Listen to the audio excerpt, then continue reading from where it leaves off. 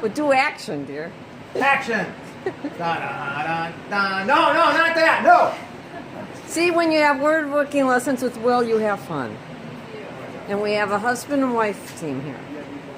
I guess all I would do now is just go off your shorter piece.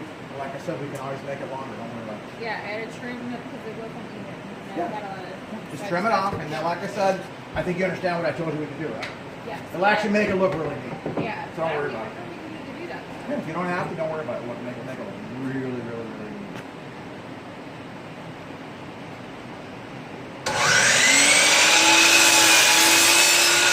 So you do a lot better on the sawing now. Before you're kind of pulling it down, you're scared. See now what's happening, you're going a lot smoother with it. Okay. You know, before you're kind of like almost jumping into it, you're scared. No, just go smoother. It's like I said, all this stuff, you just gotta respect. Just like the other day in the light, it was the weirdest thing. It's never happened. A piece of wood flew up and it broke the bolt. I mean, it was weird. It was just the weirdest thing that ever happened.